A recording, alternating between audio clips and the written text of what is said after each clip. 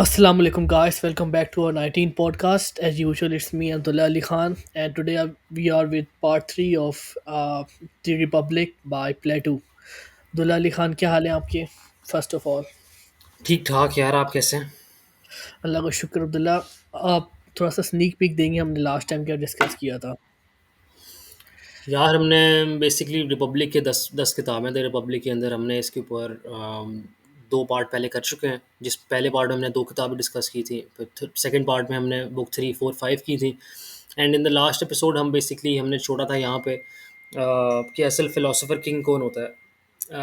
We talked about how एक philosopher king कैसे distinguish होता है from a lover of sites and sounds.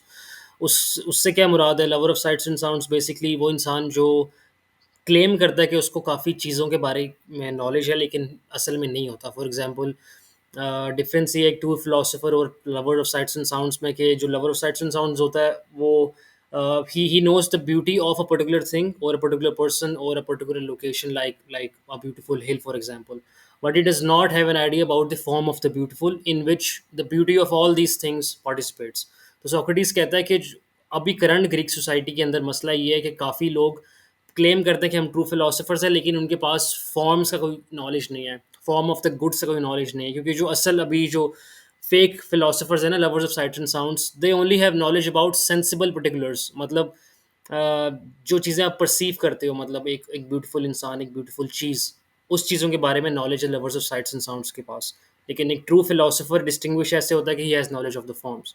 तो ये बात हमने यहाँ पे छोड़ी थी इन द लास्ट एपिसोड, और हम इसी को कंटिन्यू करेंगे इन द बुक 6, जो पूरी इसी फिलोसोफर किंग के आइडिया के बारे में। Yes.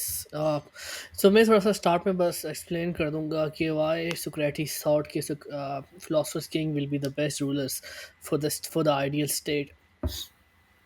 Socrates argue करता है कि as philosopher kings have the knowledge of virtue, they will be the best ones to lead the city and to rule the city because they have the true sense of virtue.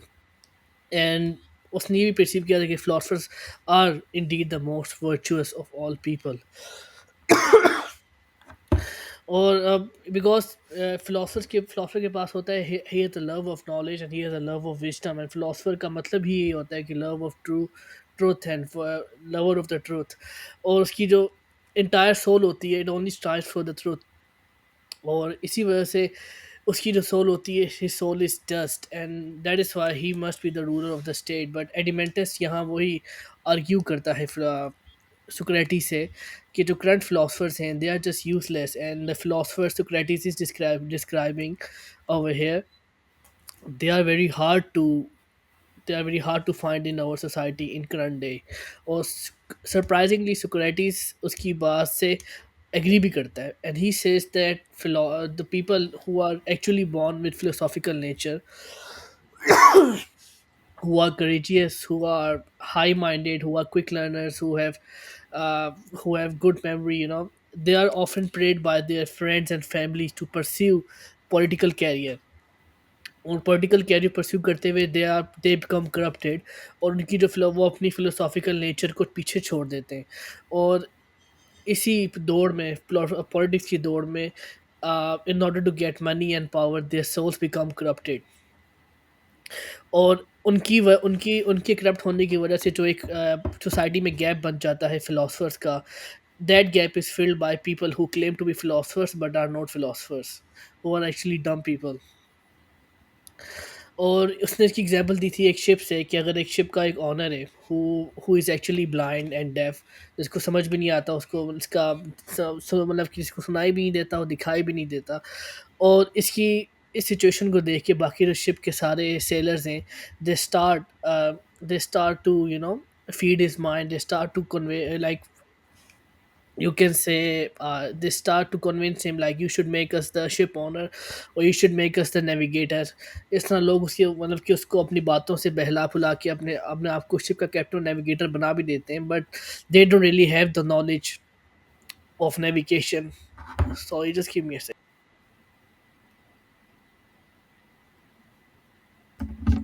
I don't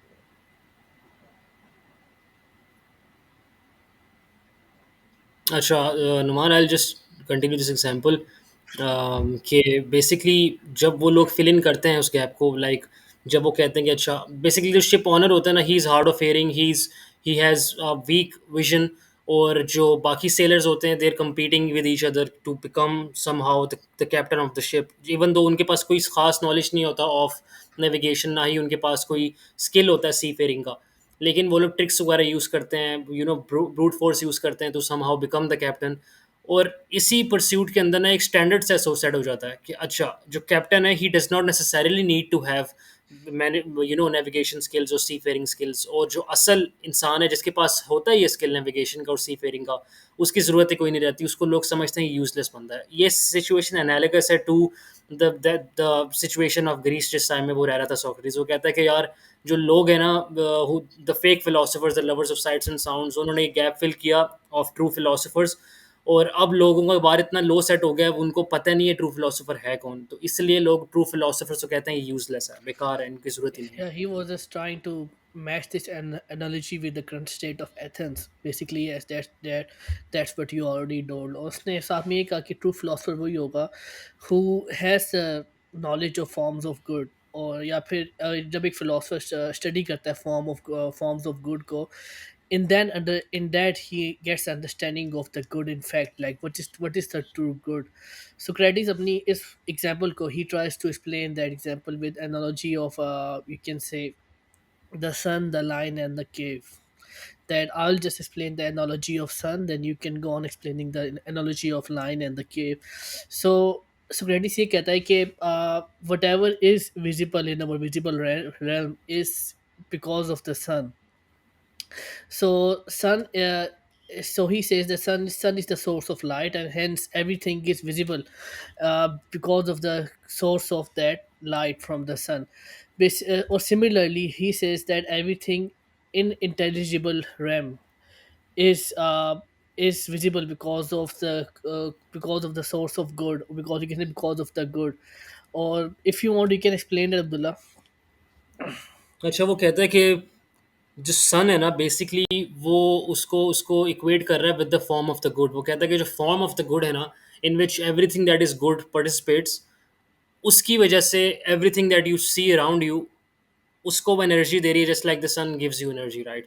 तो वो एक analogy पेश करता है of the divided line. वो कहता है कि लाइन है और इसके नीचे है विजिबल रियल्म, जो हमारा ये दुनिया, ये reality which we perceive around us. इसके ऊपर intelligible realm, the realm of ideas, the realm of forms, the realm of abstract ideas.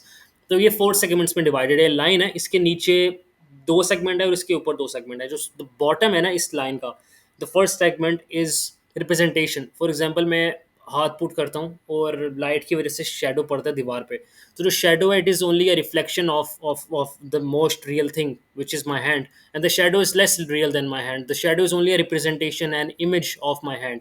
तो फर्स्ट लेवल है इस डिवाइडेड लाइन पे रिप्रेजेंटेशन का या इमेज का या रिफ्लेक्शंस का या शेडोज़ का। इसके बाद आप जाते हो परसेप्शन की तरफ। परसेप्शन एज इन आपकी परसेप्शन डिपेंडेंट होती है आपके सेंसेशंस पे, और आपकी परसेप्शन गलत हो सकती है क्योंकि आप ऑब्वियसली आपकी रीज़न करने की कैपेबिलिटी भी कभी कभी वेवर हो सकती है। जिस तरह अगर आप एक पेंसिल को डाइवर्ज करते हो पानी के अंदर, राइट, तो आपको लगेगा अच्छा ये बेंट है पेंसिल, लेकिन ये आपकी सेंसेशन ने आपको बताया कि ये बेंट है, लेकिन असल में वो बेंट नहीं है। It's not bent, it's actually pencil तो स्ट्रेट है।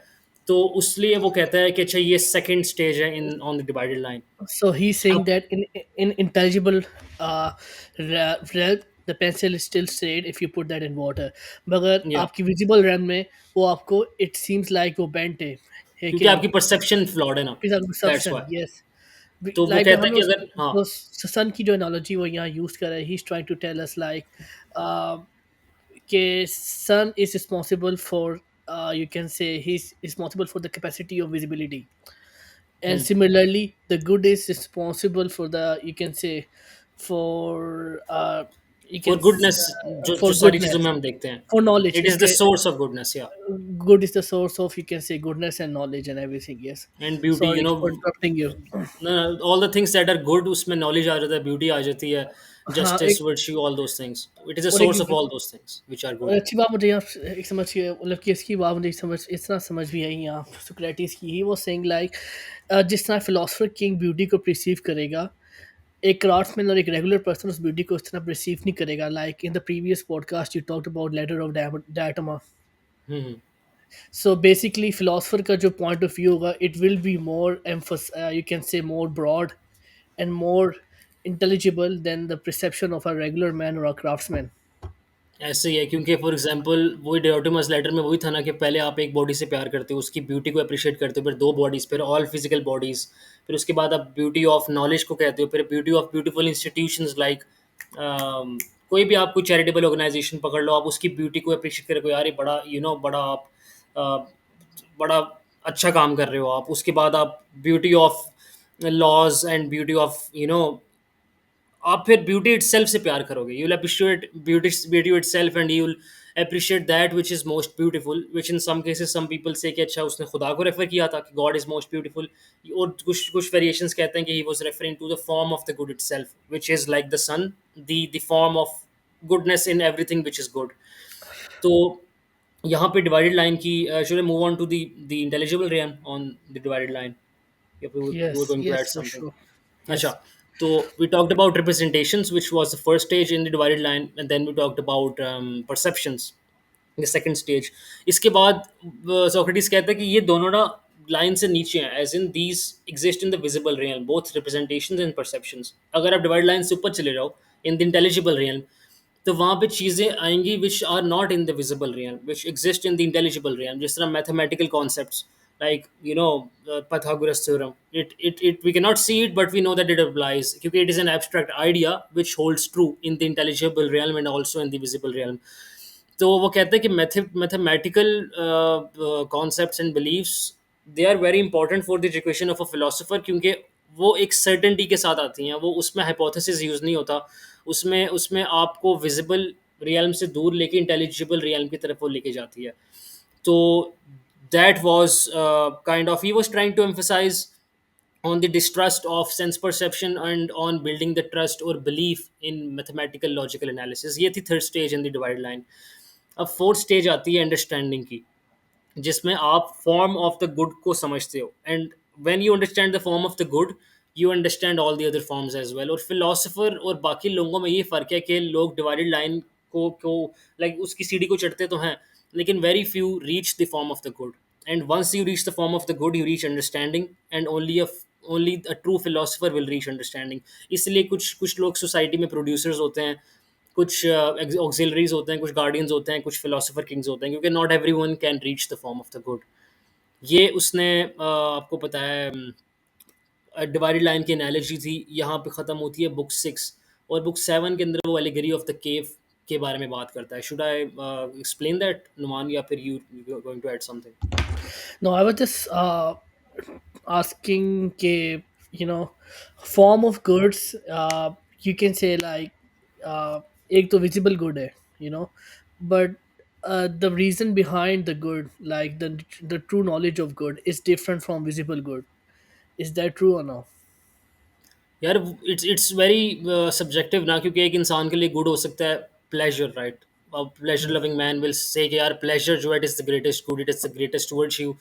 लेकिन like we talked about, Socrates ने जब होमोसेक्सुअल लेवल की सॉरी लव की बात हो रही थी, तो उसने यही कहा था कि heterosexual love is good as in उसकी वजह से आप प्रोड्यूस करते हो, लेकिन homosexual love does not is only it does not have any end in itself. It is not an end in itself, it is just used for pleasure, and pleasure cannot be good in itself. It cannot be the end, it can be a means to an end only. तो pleasure is not the good. कुछ लोग pleasure को good समझते हैं, कुछ लोग knowledge को good समझते हैं कि seeking knowledge is good, but यहाँ पे Socrates कहता है कि truth seeking people who love truth see truth as the ultimate good, and some people see the form of the good as the ultimate good, right? So that is what distinguishes the philosopher kings from other people जो fake philosophers हैं society के अंदर। so वही वो बात करते हैं कि आपकी ये objectivity है ना regarding the ultimate good, वो खत्म होगी when you reach the form of the That good। that is why हमारी society में अगर if a ruler is doing something, like if a ruler truly believes in good, ठीक है, he truly believes in the idea of good, and he's doing something, he's taking an incentive, और लोगों को वो incentive समझ नहीं आ रहा, but after they see the visible effect of that idea, which is good, which is also good because he was ultimately following good, तो इसलिए ये कह सकते हैं कि लोगों हमारी हर स्टेट में हर not everyone is able to perceive the idea of good, they only see the visible outcome of the good, है कि नहीं? Yeah you are very right, you are very right. क्योंकि यस हम लोग तो अपनी अपनी अपनी अपनी सेंस ऑफ द गुड से देखते हैं ना, अपनी लेंस से देखते हैं कि हमारी नज़र में क्या गुड है। हमारा हम्म अपना individual good might not be the greater good जिस नज़र से वो पॉलिटिशियन या आपका रूलर देख रहा है। तो यहीं पे भी बेसिकली वही कहता है कि फिलोसोफर किंग है ना, he is the one most fit to rule, क्योंकि उसकी वर्च्यू सबसे ज्यादा है। Even the word philosopher means the lover of truth, lover of wisdom. that is why a corrupt ruler will only try to perceive he will only try to show himself as good. अगर वो अपने आप को अच्छा साबित करना चाहेगा, he will only do something which is visibly good, हम्म। है कि नहीं? He because he doesn't truly know what is good, he doesn't know the true forms of good, as you already told. he will hmm. he will only do what is visibly good. जैसे कि metro हम्म। बस बना दी, सारे घर गिरा के बिल्डिंगें गिरा के पुल बना दिया, बस लोगों को नजर आए कि अगले 10-100 साल तक कि भाई एक पुल बनाया था, वो पुल अभी कहीं कहीं खड़ा हुआ है, और पुल के साथ ना नाम भी लगा दो ताकि अगले 100 साल तक लोगों को वो नाम नजर मेरा नाम लोगों को याद रहे as a part of history. Do you think that is correct in a sense or no? Yeah that's very correct. Populism यही तो होता है, आपने अपीस करना है मैसेज को। अगर आपकी 80% आवाम जो है वो एक पर्टिकुलर कैटेगरी में फिट होती है, तो आपने उस कैटेगरी को आपने अपीस करना है, बाकी 20% जाए भाड़ में। That's populism, right? कि आपने अपना वोट पक्का करना है। So that's very true, I believe. That is why in this era, मेरे ख्याल में in this century, if a person comes with a revolutionary mindset, अगर वो एक revolutionary mindset के साथ आता है, he has certain ideas, he will be more opposed than a guy who just wants to do visible good, है कि नहीं? बिकॉज लोग उसकी फॉर्म्स ऑफ गुड को प्रिसीव, उसकी knowledge of forms of good को प्रिसीव नहीं करना जानते, या फिर वो जानते ही नहीं है कि फॉर्म्स ऑफ गुड क्या है. हम्म। हाँ, दैट वो इज शिप वाई वाली आप ये कह एग्जांपल लो, जो थी। ये दैट इज वाई आप कह लो कि इलामा इकबाल को अपने दौर में इतना आउटरीच मिला, इतना इतना बैकलैश मिला कि ये बंदा किस तरह की शेर व शायरी करे, जब उन्होंने गांधी की बात शिकवा कर लो यार। People never Gandhi. न्यू कि अच्छा, आपकी रिलीजियस थॉट को रिकंस्ट्रक्शन की ज़रूरत है भी, और आपको इस लेंस से भी देख सकते हो, रिलीजियस फंडामेंटलिज्म से दूर भी जाके आप रिलीजन समझ सकते हो। तो they opposed him. Hmm that is indeed a great idea. Sorry Abdullah, carry on, I just got carried away. मैंने कहा बीच में थोड़ी सी अपनी कुछ बातें ऐड कर दूं, ना, इट बिकॉज वाज मेरी थोड़ा सा. Good discussion. या नो अच्छा, तो वरीज. हमने यहाँ पे अभी ख़त्म किया है बुक 6। बुक 7 में there is this allegory of the cave. पहले एक दो पॉडकास्ट के अंदर I used to sit in my room. मेरे पीछे एक फ्रेम्स लगे होते थे। I have that allegory of the cave framed in my room. I love that allegory. तो एलिगरी लोग ऑफ द केव। लोग उसको देख सकेंगे, ही देख सकेंगे जल्दी. यार आप जाके just click the first first episode, you will see. No your background of your room. Hmm, यार वो तो नज़र भी नहीं आ रही ना, वो बड़ी डार्क सी इमेज है। Some people are in the cave और बाइट से लाइट आ रही है, so it's just a reminder of the cave. जब भी मैं गुजरता हूँ वहाँ से, I I am like okay, this thing. अच्छा, allegory of the cave, it's अच्छा, ये स्टोरी है बेसिकली जो सोक्रेटिस बताता है। एक गार है, ठीक है। अब उस गार में कुछ लोग हैं जो प्रिजनर्स हैं। अब वो प्रिजनर्स बाउंड हैं, ठीक है। उन्होंने वो पैदा भी उधर ही हुए, उन्होंने पूरी ज़िंदगी उस गार के अंदर गुजारी है। उनको पता नहीं है कि इस गार से बाहर भी दुनिया है। उसको वो अपनी अपनी वो समझते हैं कि ये गार जो है ना, और इसके अंदर जो चीज़ें हैं, these are the most real things, because they never saw the light of the day. वो बाउंड हुए हैं, लाइक उन देर शैकल्ड, और उन वो सिर्फ अपने आगे देख सकते हैं। They can't see behind them, they can't see to the left और राइट, सिर्फ अपने आगे देख सकते हैं। ठीक है, ये लोग बैठे हुए हैं, the people there are bound, these prisoners बीच में बैठे हैं। इनके पीछे एक आग जल रही है, आग से पीछे एक पार्शियल वॉल है, और इस वॉल के ऊपर कुछ लोग खड़े हुए हैं।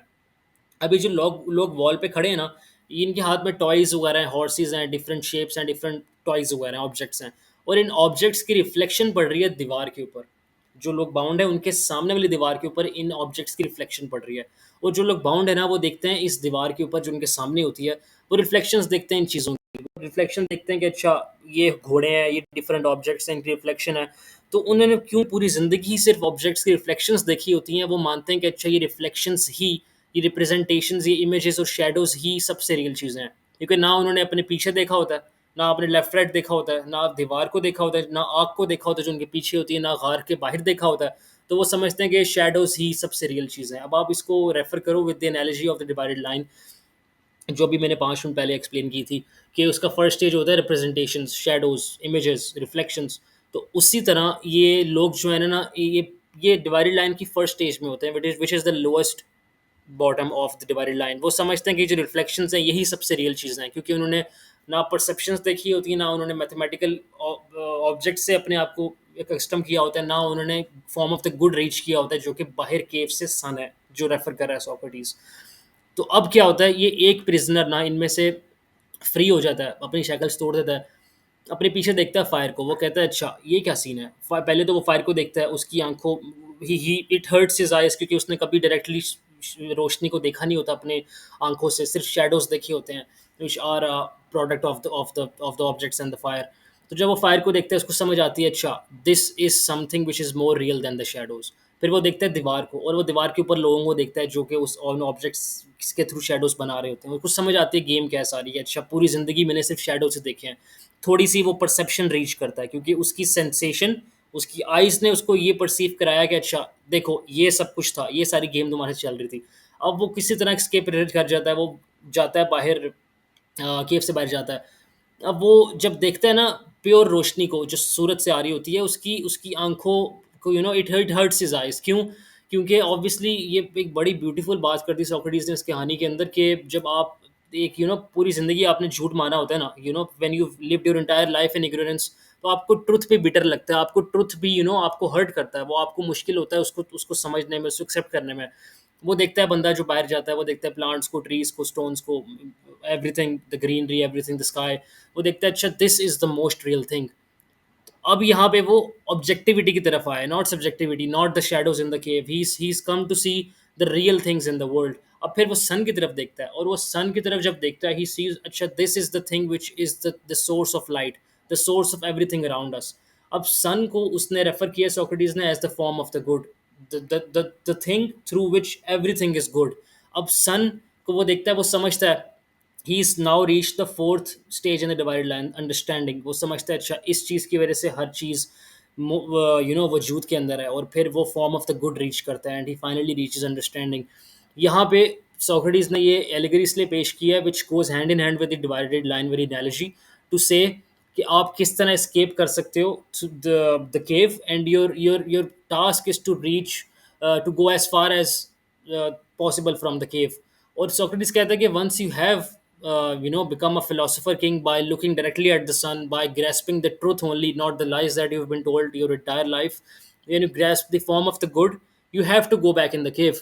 आपने खुद तो सच जान लिया ना, लेकिन आपने सोसाइटी के लिए बेहतरी लाने के लिए you have to go back in the cave. और जो लोग अभी भी गफलत की उस गार के अंदर रह रहे हैं ना, आपने उनको भी निकालना है, आपने उनकी हेल्प करनी है, आपने उनको उनको एनलाइटनमेंट की तरफ लेके आना है। और ये एलिगरी ऑफ द केव है ना, इसकी बहुत ज़्यादा, बहुत वेरिएशंस हैं, इसके मकसद बहुत डिफरेंट है। कुछ लोग कहते हैं it is an allegory to show के एजुकेशन के इफेक्ट्स क्या होते हैं आपकी सोल के ऊपर, कि एजुकेशन आपको किस तरह एनलाइटनमेंट की तरफ ले जाती है।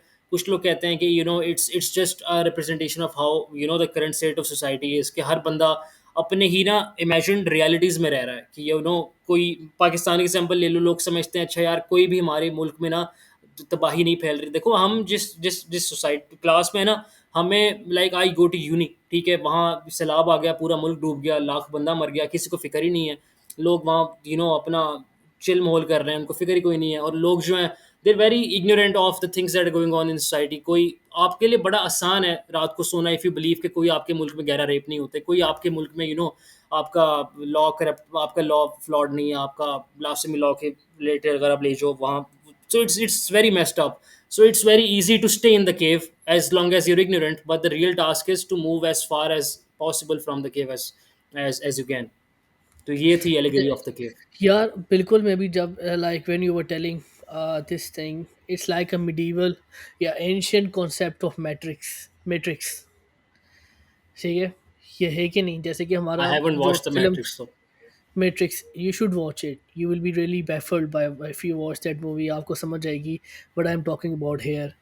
तो इट इज़ लाइक, अब मुझे ये लगता है वो जो एनालॉजी थी केव के अंदर, like I think so we are all in caves right now, और हम अपने हर किसी को, हर कोई बॉन्ड हुआ हुआ है, हर किसी को खाने की फ़िक्र है, हर किसी को पहनने है, रोटी कपड़ा मकान की फ़िक्र है, ठीक है, and they don't think beyond this. और हमारी जो सोसाइटी के एलीट्स हैं, they want to keep us confined to those basic needs, है कि नहीं?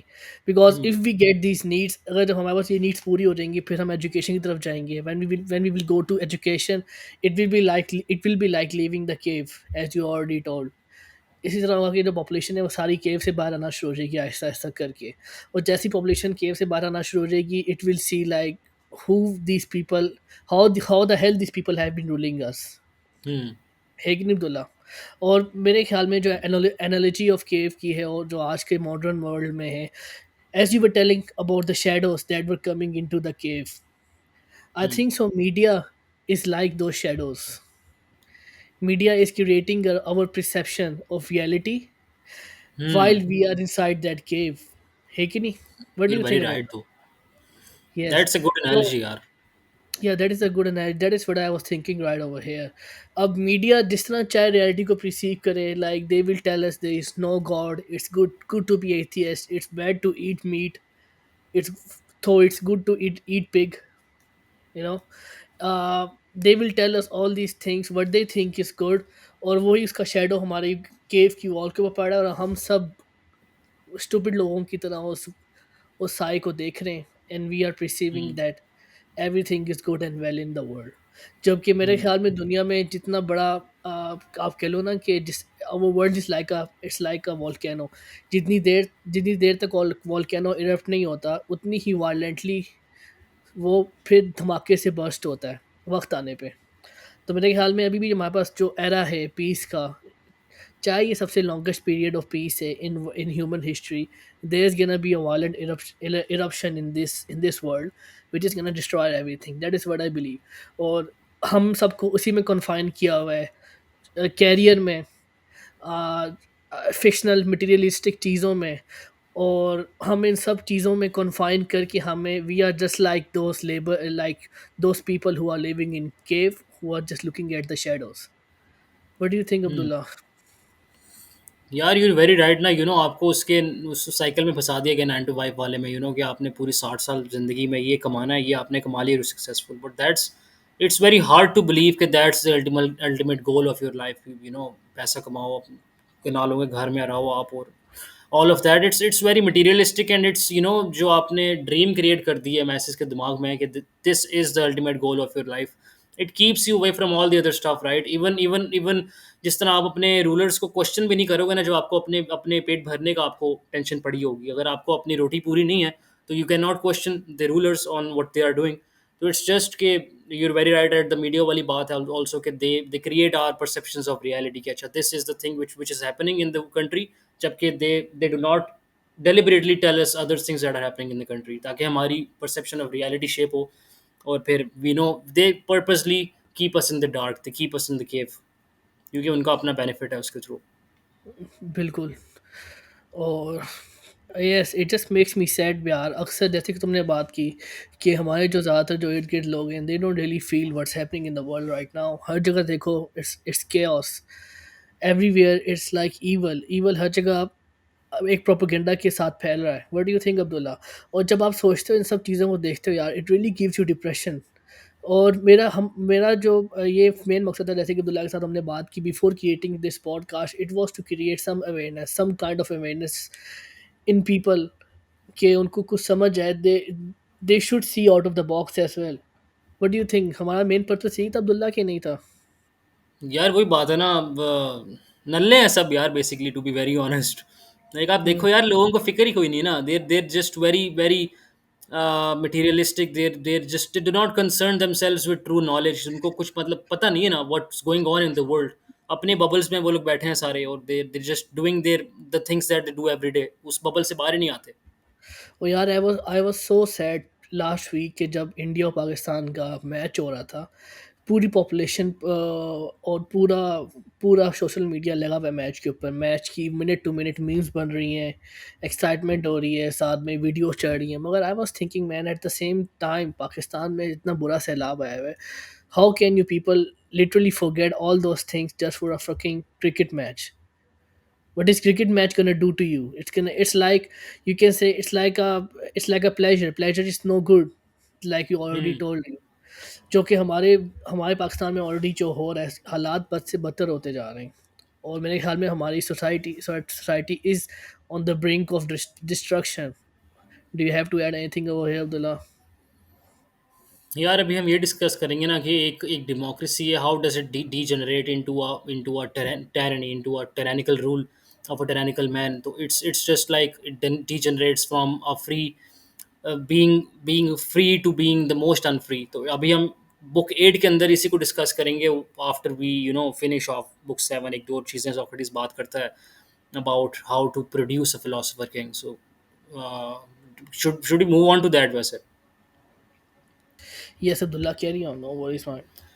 अच्छा, तो एलिगरी ऑफ द केव वो देता है in in book 7 of the Republic. इसके बाद सोक्रेटिस बात करता है एजुकेशन के बारे में कि आप ऐसे फिलोसोफर किंग्स प्रोड्यूस कैसे करोगे. वो कहता है कि एक इंसान है ना, जिसको आपने प्रोड्यूस करना है इनटू अ फिलोसोफर किंग, उसको आपको एक ख़ास तरह की एजुकेशन देनी पड़ेगी. हमने जिस तरह बात की डिवाइडेड लाइन के नीचे सेगमेंट्स थे रिप्रेजेंटेशन एंड परसेप्शन, उससे ऊपर थे mathematical objects and understanding the form of the good.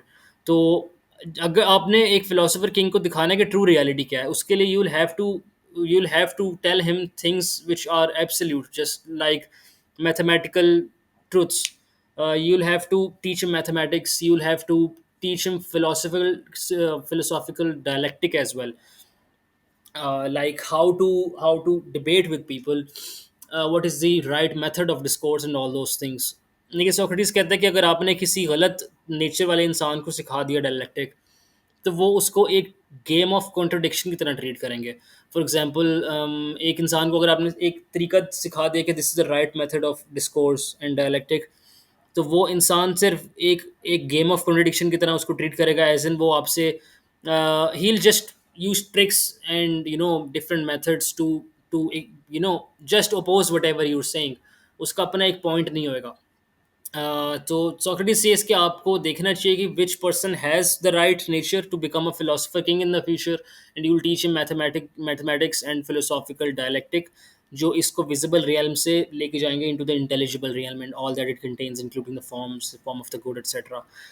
अब सोक्रेटिस कहता है कि आपने इनको ट्रेन कैसे करना है. ये थोड़ा लाइक दिस, ये काफ़ी लंबा पार्ट है बुक के अंदर, तो I will just summarize it into what's worth to be told.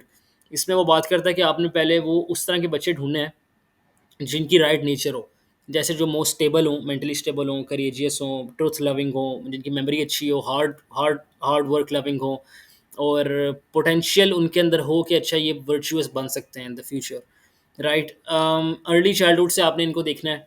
आपने इनको सिखाना है कैलकुलेशन, ज्योमेट्री, वो मैथमेटिक्स वाली जो बात हमने सारी की थी.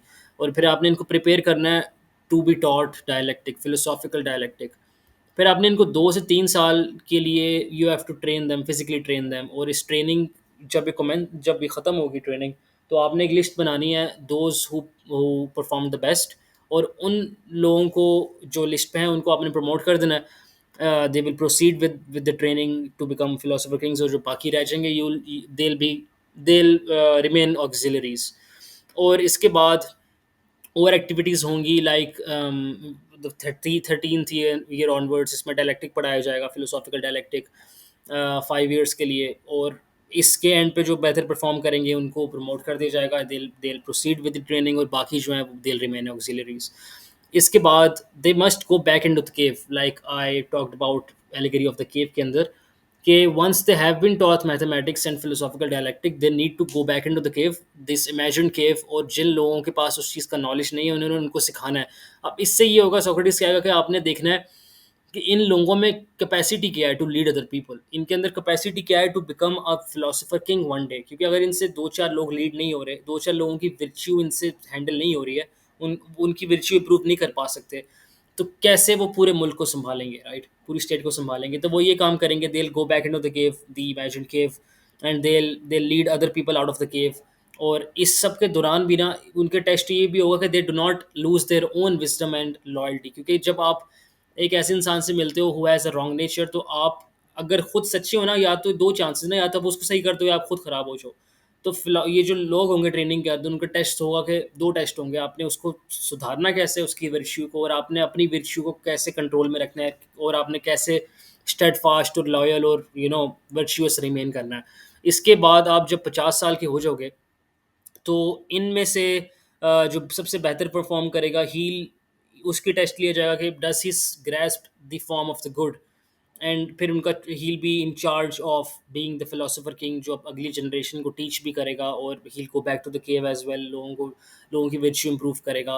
अब यहाँ पे सोक्रेटिस ने बता दिया एजुकेशन इन फिलोसोफर किंग्स की, और वो बताता है कि अच्छा, ये बुक 8 यहाँ पे ख़त्म होती है, सॉरी बुक 7, और अगली बुक 8 के अंदर वो हमें बताएगा कि डिफरेंट टाइप्स ऑफ कॉन्स्टिट्यूशंस क्या होती हैं, जिस तरह oligarchy, democracy, aristocracy, democracy, tyranny, all of these, and how does, वो कहता है अच्छा ठीक है, आपकी स्टेट में ना एक फिलोसफर किंग आ भी गया, तो इनएविटेबल है ये कि आपकी सोसाइटी ने डीजनरेट करना है ओवर टाइम। एक फिलोसफर किंग आ भी जाएगा, लेकिन सोसाइटी कुछ अरसे के बाद डीजनरेट करेगी, और डिजनरेशन का साइकिल क्या होगा, वो साइकिल बताएगा अभी बुक 8 के अंदर सोक्रेटिस। यहाँ तक हमने बात की है बुक 7 की। Very true, Abdullah. Do you want to add anything over here? यार Do you? काफ़ी रेडिकल क्लेम है ये, जो सोक्रेटिस बात करता है कि अच्छे दिखने हैं फ्रॉम एन अर्ली एज, और आपने उनको पकड़ के उनकी इस तरह ट्रेनिंग करनी है। लेकिन अगर तुम सोचो, what if that was to happen, probably a mad man जो ये इम्प्लीमेंट करता पूरी रिपब्लिक को इन इन सम प्लेस। यार I am surprised how nobody has ever tried that. Like लोग इतने पागल होते हैं, they go on killing sprees, live videos पे वो लोग पूरी पूरी जगह उड़ा देते हैं। तो how has nobody ever tried this constitution, this utopian city वाला concept जो रिपब्लिक में बताया गया है? But what if that was to happen? That is a very radical claim Dulla. और मैं ये समझता हूँ कि आज तक रिपब्लिक की में जो एक आइडियल या यूटोपियन सिटी जो पेश किया है प्लेटो ने, वो आज तक इसलिए नहीं बन सका कि उनके, अगर आप फिलोसफर किंग देखो ना, philosopher king in it self is a utopian idea. अब फिलोसफर किंग मेरे ख्याल में किसी भी दौर में फिलोसफर किंग का आना इज़ इम्पॉसिबल, बिकॉज फिलोसफर जब एक इंसान बन जाता है, पहली बात तो है कि बंदा फिलोसफर सही तरीके से बनता नहीं है, ठीक है? उसको बहुत ज़्यादा आप कह लो कि अपनी सोसाइटी के नॉर्म से उसको फाइट करना पड़ता है। उसको डिफरेंट लोगों के आइडियाज़ को बिहार में उनको रिजेक्ट करना पड़ता है, जिस पे लोग भी फ्यूरियस हो जाते हैं, उसको डिफरेंट डिफरेंट किस्म के नाम दे देते हैं। तो पहली बात तो है कि इंसान फिलोसफर सही तरीके से नहीं बन सकता, और फिर दूसरी बात है कि सब लोग उसको एक्सेप्ट करके उसको फिर किंग बना दें, जबकि philosopher is through out life fighting for his own existence basically. लोग तो उससे पहली बात है फर्स्ट प्लेस में एग्री नहीं करते, जैसे कि सोक्रेटिस का अपना आप कह लो, उसकी अपनी लाइफ देख लो, he was constantly in dialogues लोगों के साथ, वो डिफरेंट तरीके से लोगों के साथ आप कह लो कि डायलॉग में हर वक्त रहता ही था। कभी कभी क्या अपना क्लेम डिफेंड कर रहा है, कभी क्या अपना आइडिया डिफेंड कर रहा है। तो basically it is unrealistic for a philosopher to be a king, because philosopher को कभी भी इतनी बड़ी तादाद में लोग आप कह लो कि बैक नहीं करेंगे to become a king. What do you think about that, Abdullah? Is that true और नो? यार क्योंकि हमें तो अभी पता है ना कि there is a need for a philosopher king, क्योंकि एक फिलोसोफर किंग है, उसी को पता है कि राइट और रॉन्ग क्या है, तो he is the most fit to rule, उसको पता है ग्रेटर गुड क्या है। लेकिन लोगों की नज़र में एक फिलोसोफर किंग की ज़रूरत नहीं है ना, जब तक आप एक सोसाइटी में नीड पेश, जब नीड तो है लेकिन लोगों को नहीं पता कि नीड है, people don't think there is a need for a philosopher king, तो जब तक वो नहीं होएगा people will not accept that. और एक और रेडिकल इसमें क्लेम अब जो सोक्रेटिस करता है, हाँ कंटिन्यू नुमान। सॉरी अब्दुल्ला, वैसे क्या था, एक ही तरीके में एक फिलोसफर किंग आ सकता है सोसाइटी में, किसी भी सोसाइटी में वो आ सकता है थ्रू आर्टिस्टोक्रेसी, या फिर किसी और आप कह लो कि डिक्टेटरशिप के जरिए आ सकता है, या फिर वो अपने अपने आप को पहले शो करे like he is doing some visible good, फिर वो क्लेवरली किंग बने, ठीक है, and then he starts implementing his radical ideas जो कि सोक्रेटिस ने इस बुक के अंदर बताए। मेरे ख्याल में that would be the only possible way for a philosopher king to basically implement his radical ideas. He would basically come through you can say dictatorship, aristocracy, और या फिर fascism, मेरे ख्याल में that is what I think.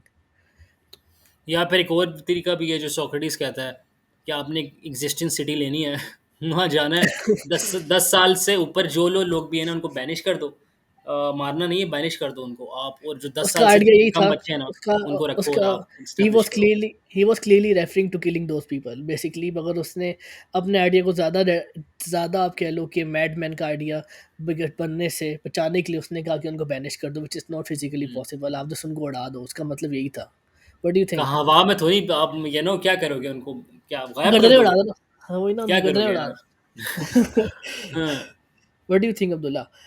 अगर एक philosopher king ने आना भी होगा, he would be a madman basically, और वो आएगा भी में हम डिक्टेटरशिप के ज़रिए या किसी और ज़रिए से आएगा। ही would be a son of powerful people, you know, he would be a product of powerful culture, जिससे उसको एक ऑलरेडी एक लेकिन ये उसको स्टेटमेंट इन इटसेल्फ गलत है, क्योंकि देखो एक फिलोसोफर किंग है ना, who is a true philosopher, he will never be tyrannical, and a dictatorship or fascist rule is in itself a tyrannical rule, right? ही तो यस ही एक वांट फिलोसोफर किंग ना ब्रूट फोर्स के इस्तेमाल से नहीं आएगा, आई थिंक सो। हाँ, he won't come with brute force, मगर ये कह सकते हो कि वो उस उससे प्रीवियस तो आप ये कह लो कि उसका जो सिलेक्शन का क्राइटेरिया है या फिर मोनार्की के ज़रिए आया है, यू नो, जैसे कि अगर वो मोनार्की में रह रहा है, उसके पेरेंट्स थे, वो किंग और क्वीन थे, ठीक है? अब उसके पास तो हर बंदे के पास तो पैदा होने से पहले नहीं होता ना बटन के बिना, मोनार्की में पैदा होना है। फिलॉसफर की तो कभी नहीं चाहेगा कि वो फिर मोनार्की की प्रोडक्ट हो या बाय प्रोडक्ट हो। फॉर एग्ज़ाम्पल वो किसी किंग या क्वीन के यहाँ पैदा होता है, ठीक है? वो बचपन से फिलॉसफी पढ़ता है and he knows what is good for the state, so he keeps quiet and he becomes the king, because वो जानता है कि मुझे इसी तरीके से अपनी पूरी स्टेट ठीक कर सकता हूँ। वो he quietly becomes the king and as soon as he becomes the king he starts showing off his true nature of a philosopher. वो फिर अपनी ट्रू नेचर फिलोसफर की नेचर में आना शुरू कर देता है। फिर वो अपने ब्रूट आइडियाज़ या फिर अपने जो क्लेम्स हैं, उनको सही करने के लिए अपनी पूरी फिलॉसफी की जो सोच है वो फिर उसको इस्तेमाल करता है। What do you think? या ये भी तो हो मोनार्की से सकता है तो ना? आ सकता है वो, क्यों ना, मोनार्की से तो वो टोटली आ सकता है। बिल्कुल। ही वो एस्टैब्लिश करे अपना रूल और अपनी सारी, इवन इफ पीपल, वही हमने बात की थी ना, मेरे ख्याल पार्ट 1 में, कि एक जो अनजस्ट मैन है who people perceive to be just, उसका बहुत ज़्यादा फायदा है then a man who is just but people perceive him to be unjust. उस तरह अगर फिलोसोफर किंग अगर आ गया थ्रू मोनार्की या व्हाटएवर व्हिचएवर कॉन्स्टिट्यूशन के फेज में वो आ गया, तो अगर वो अनजस्ट लोग उसको समझते भी है ना, लेकिन वो असल में तो जस्ट है, वो ग्रेटर गुड के लिए काम कर रहा है, जबकि उसको लोग गालियां भी दे रहे हैं, रिडिकुल भी कर रहे हैं, लेकिन एट द एंड सोसाइटी का, स्टेट का फायदा ही है ना उसमें, क्योंकि he is a philosopher king, even though people perceive कि उसका कोई ज़रूरत नहीं है सोसाइटी में, अगर उसको लोग अनजस्ट मानते भी हैं। बिल्कुल, और दैट इज़ व्हाई उसका एक हम्बल बैकग्राउंड से एक फिलोसोफर का किंग बनना it would be impossible. What do you think Abdullah? क्या मतलब, क्या he needs to come from humble humble background? He won't be able to he won't be able to come from a humble background. अगर एक philosopher एक humble background से आया जिसको कोई भी नहीं जानता, उसके लिए किंग बनना it would be like near to impossible. Do you think it is यार राइट और नॉट? सोक्रेटिस ने इसी के बारे में एक बात की थी, एक सेकंड मुझे याद करने दे। अच्छा, उसने, मेरा ख्याल है उसने ये बात की थी कि एक फिलोसोफर किंग है ना, he needs to have tested all different kinds of good. Like अभी जिस तरह हमने बात की थी कि कुछ लोग प्लेजर ऑफ गुड मानते हैं, कुछ लोग नॉलेज को मानते हैं, कुछ लोग ट्रुथ को मानते हैं, which is the real definition of good, virtue sorry. तो फिलोसोफर किंग है ना, अगर तो उसने नॉलेज का प्लेजर टेस्ट कर लिया, उसने अगर ट्रुथ और वर्च्यू का प्लेजर टेस्ट कर लिया, लेकिन उसने प्लेजर का प्लेजर टेस्ट नहीं किया ना, मतलब प्लेजर को उसने अगर गुड मान के प्लेजर सीकिंग कुछ अरसे के लिए नहीं बनाना, तो वो फिलोसोफर किंग नहीं बन सकता। क्यों? क्योंकि आप ये ट्रेजेडी ऑफ द ऑपोजिट्स है ना, कि आपके अंदर जो चीज़ मिसिंग है ना, वही, छोटी सी मिसाल ले लो, एक बच्चा है, उसको पूरी ज़िंदगी माँ बाप ने घर रखा है, एक पिंजरे में बंद रखा है, वो जब निकल, उसके माँ बाप ने उसको बोला यार कि देखो बाहर गंदे लोग होते हैं, वो नशे करते हैं, शराबें पीते हैं, वो लोग सिगरेटें पीते हैं। बच्चा जब निकलेगा 13, 14, 15 साल की उम्र में बाहर, तो वो सारे वही काम चेक करेगा पहले कि यार क्यों मेरे माँ बाप ने रोका, इसमें थ्रिल क्या था। तो फिलोसोफर किंग जो है ना, उसके लिए ज़रूरी है कि वो डिवाइडेड लाइन के थ्रू पास हो, रिप्रेजेंटेशन से परसेप्शन, फिर इंटेलिजिबल रियल में जाके वो मैथमेटिकल ऑब्जेक्ट से अपने आप को कस्टम करे, फिर वो फॉर्म ऑफ द गुड को ग्रेस्प करे। इस सारे प्रोसेस के लिए ज़रूरी है, क्योंकि वो खुद भी एक, वो केव से ही निकला ना वो खुद भी, तो उसके लिए ये चीज़ें टेस्ट करना, प्लेजर को सीक करना उसकी जर्नी का पार्ट है। विदाउट सीकिंग प्लेजर उसकी जर्नी कंप्लीट नहीं होगी, इट विल बी इनकम्प्लीट। ना ही वो, देखो आप, इफ यू मटेरियलिस्टिक ना, तभी तो आपको पता चलेगा कि this is not the answer, right? If you materialistic, if you think यार पैसे ही सब कुछ है, प्लेजर ही सब कुछ है, अगर आपने उस चीज़ को नहीं देखा, तो आप एसेंशन की तरफ कैसे जाओगे, right? There can not be light without dark, तो इट्स वही वाला कॉन्सेप्ट आई बिलीव कि he needs to have tasted all those things in order to become a true philosopher. Do you agree, Numan? Yes, I do agree, but at the same time, मेरे ख्याल में एक regular philosopher का king बनना it would be difficult as I already told you. उसको माशरे के लोग they won't accept him. Like I'm just trying to imagine a philosopher king from our point of like from our time of perception. हमारे इस वक्त की society में अबे हाल में एक फिलोसफर को भी शायद कोई आम बंदा they wouldn't think of him as a virtuous or right person to rule the kingdom. तो मेरे ख्याल में अगर एक हम्बल बैकग्राउंड से फिलोसफर आता है and he should become a king, मेरे ख्याल में there should be a pre existing आप कह लो कोई अथॉरिटेरियन रूल हो जिसमें फिलोसफर्स को उठा उठा के रूलर्स की तरफ भेजा जाए, then he would become a ruler. मगर फिर through our democracy there would be it would be very hard for a philosopher to democracy become के अ. थ्रू तो आ ही नहीं सकता ना, ये तो सोक्रेटिस भी बिल्कुल. बुक 8 में बताएगा कि it hmm. Can never happen कि people vote for a philosopher king, that's very hard to happen, that's almost impossible to happen. Hmm. Yes, no worries. So, do अच्छा, you आप want यहाँ to पे, touch on to some topics before we wrap up? यार the thing is कि book 8 and book 9 are very closely related, they are almost basically the same topic कि एक state जो है कैसे डिजनरेट करती है from aristocracy to oligarchy to democracy to tyranny. तो if we go into book 8 will have to do book 9 as well. How do you say कि हम लोग रैप करते हैं यहाँ पे, in the next episode we talk about 8 and 9 Yes, and 10. yes, we can basically wrap up over here and we can discuss book 8, 9, and conclusion of. We can discuss the conclusion of Republic as well. Or if you want, then after that conclusion, we can make another separate podcast comparing Republic to our society in this time and how Republic could shape our society if we want to take the utopian city and implement the same rules from the utopian city to our society. What do you think, Abdullah? This could happen or not? Totally हम कर सकते हैं, हम 8 9 10 के अलग episode बना लेंगे और एक अलग से बना लेंगे जिसमें हम थोड़ा सा थीम्स और एनालिसिस कर लेंगे और हम उसको कंपेयर कर लेंगे with our own own society. Okay, no worries. Thank you very much, Abdullah, as usual. और यहीं अपनी podcast हम लोग ख़त्म करते हैं. If anyone is watching, we are open to suggestions and comments. Till then, take